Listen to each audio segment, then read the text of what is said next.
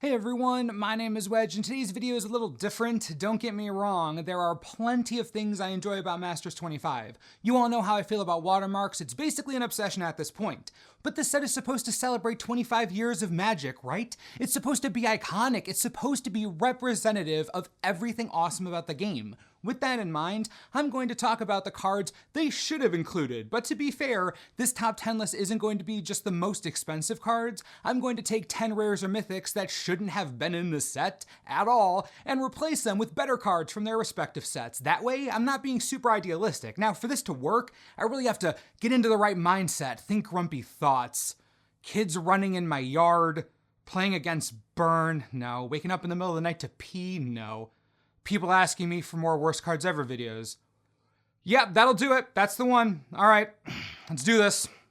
Before we even start the list, I have to get something off my chest. We just went through 2 nostalgia and iconic theme sets, and neither of them had Birds of Paradise. This is the most famous mana producer in the history of Magic. What up, Wizards? The card isn't even expensive, but everyone on the planet loves Birds of Paradise. Imagine bringing it back with original artwork. Just saying, what are you doing? Okay, it's list time, just had to say that.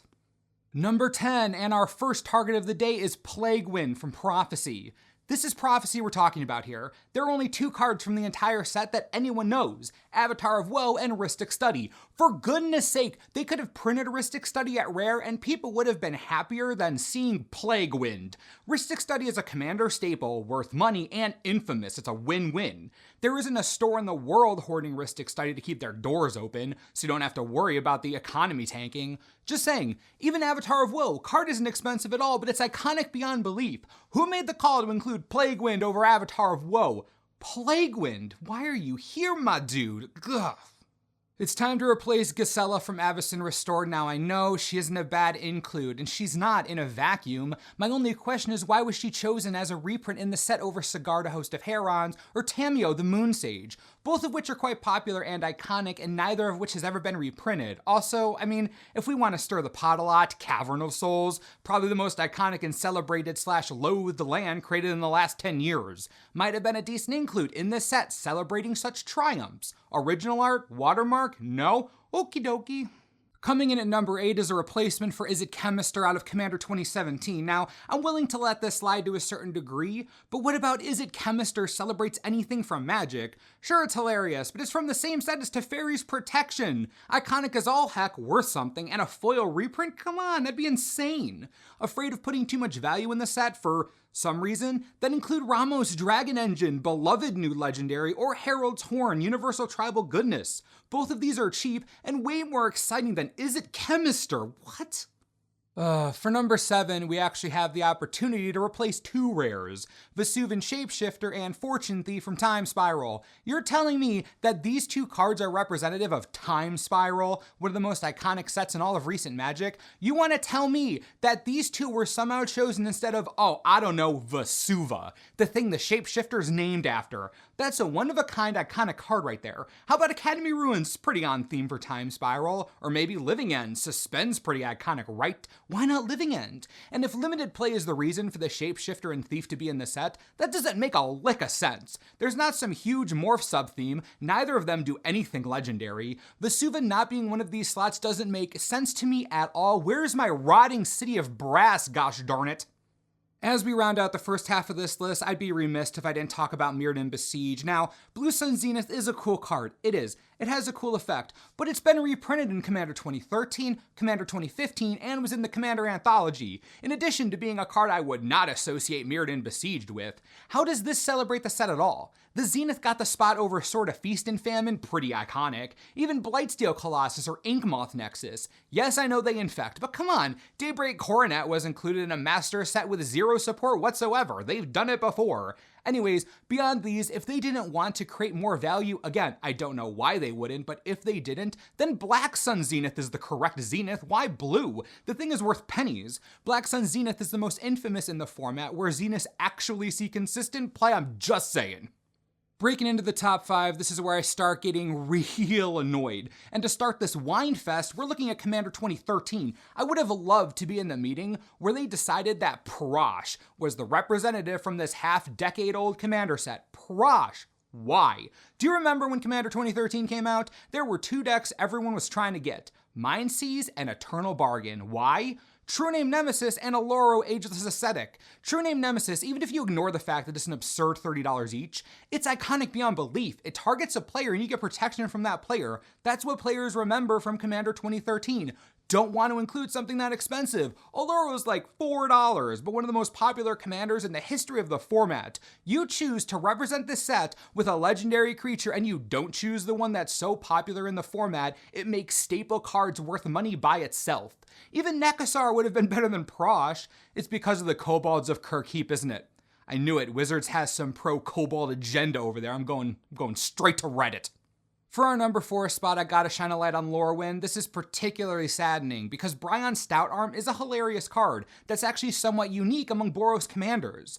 The problem is that he's the rare representative from Lorwyn, the set known for elves, and the set that just happens to have a handful of powerful commander decks that are quite iconic that would have been better inclusions in the set. Since Lorwyn is an elf hotbed, Guiltleaf Palace would have been a great include, especially in a set that has elves in it. Expensive, iconic, on theme would have been perfect. Now, if the issue is legendary creature status, Gaddock Teeg is in the set. The little Kithkin has never been reprinted ever. Would have been a baller opportunity. I also would have liked to see Rings of Brighthearth. We got Strionic Resonator. Why not Rings? Anyways, I'm nitpicking. Guiltleaf Palace or Gaddock Teeg would have been better choices, both by reputation and by value. Again, just saying.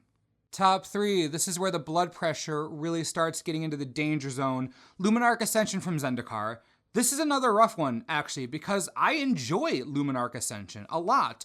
But what in the world is this doing in a set celebrating 25 years of Magic? Why isn't this Goblin Guide? I hate Mono Red, and even I know that besides the fetch lands, Goblin Guide was the most iconic thing to come out of the set. Not a fan? How about Oracle of Moldiah, which I still find absurd hasn't been reprinted at all. That's iconic, expensive, beloved. Would have been a home run. Either of these cards would have been killer rare in this set, given more value, and just been better than Luminarch Ascension. When you think Zendikar, do you think Luminarch Ascension? No, you don't. If you claim to, I'll ban you right now. I'll do it. Don't make me. Number 2 is so egregious that I'm going to break my only rule. I'm not going to replace a rare or mythic from this set because the set didn't get one. Ravnica, original Ravnica, the set that saved Magic from the complete and utter collapse that was Kamigawa, and one of the most famous and most loved sets in the entire game. Not a single rare or mythic. Am I blind? Did I miss something? I scoured the card image gallery for an hour, staring at every watermark just to be sure. You're telling me there wasn't any room in the set for Dark Confidant? Or Doubling Season? I don't believe that for a second.